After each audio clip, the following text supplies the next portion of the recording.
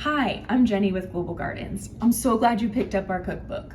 Cooking with kids is such a fun experience for everyone involved.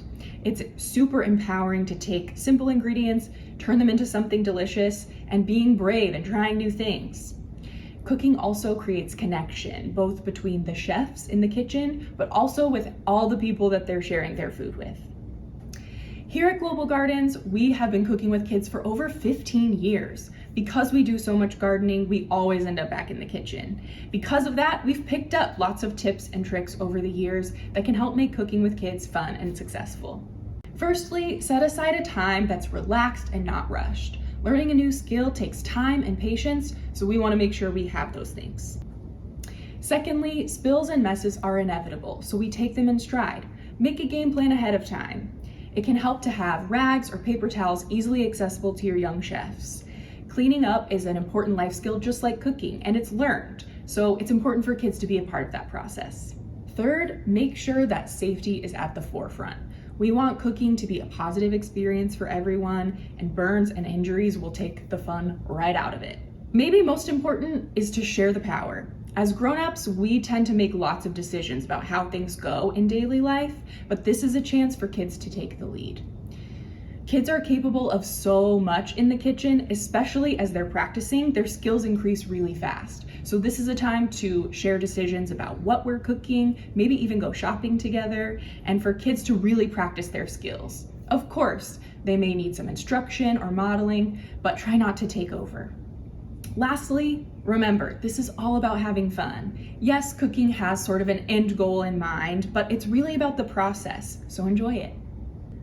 I hope that some of these ideas will be helpful as you are going through the process of cooking with young chefs.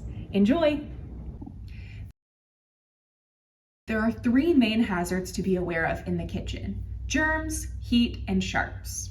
To protect ourselves against germs, the easiest and best thing we can do is wash our hands. So before cooking and after cooking, be sure to wash your hands thoroughly, and wash your produce too. While you're cooking, try not to touch your face or taste test with your fingers. Even though taste testing is a super important part of being a chef, make sure that you use a clean spoon each time. There are some ingredients we work with that can make us sick if they're not cooked properly, so don't taste things with raw eggs or raw flour in them. And lastly, be sure to clean up your workspace when you're done so that it's ready to go for next time. Next, let's talk about heat.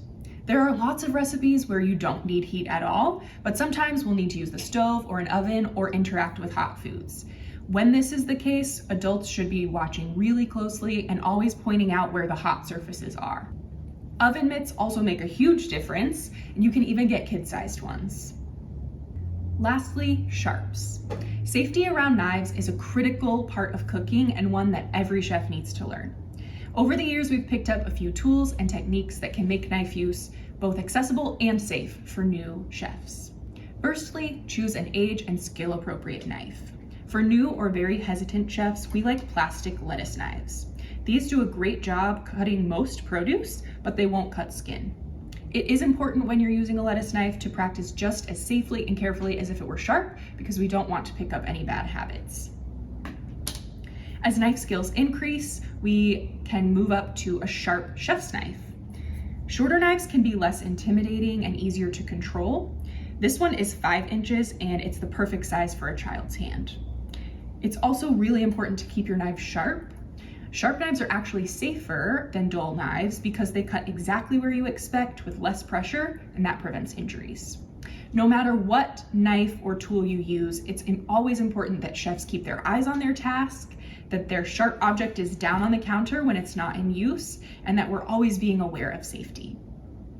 Sometimes your cutting board will slide around, so to keep that stable, you can put a damp cloth underneath, and that'll give it some grip.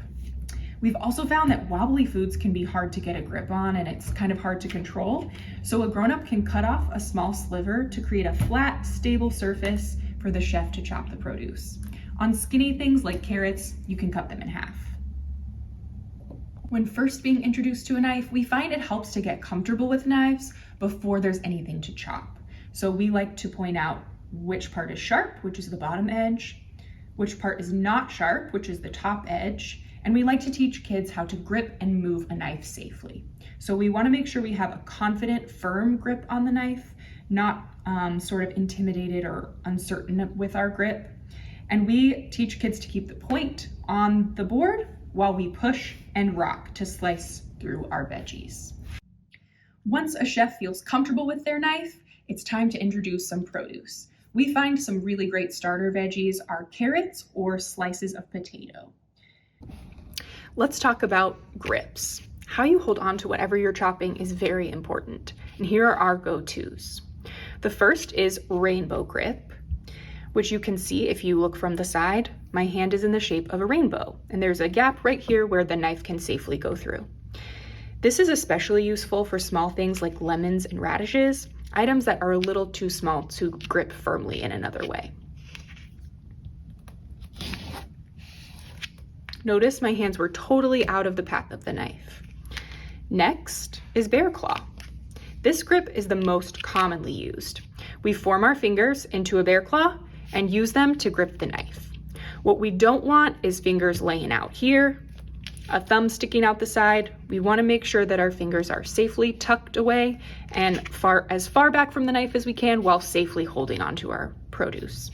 So I'll grip with my bear claw, keep my tip of the knife on the board, and rock to slice through. You can continue with this motion through the rest of your produce. You might find that if you've watched chefs on TV, they chop really, really fast, and sometimes kids want to emulate that from day one. But we find that it's important to go slow and pay close attention at first to develop your skills and safety, and then pick up speed as you learn.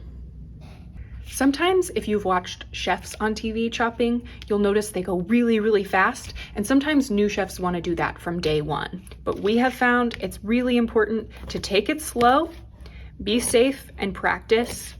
Pick up speed as you get better and better. Kitchen safety can feel a little intimidating at first, but with the right tools, proper technique, and lots of practice, I know that you and your young chef can master safe cooking in the kitchen. Happy cooking!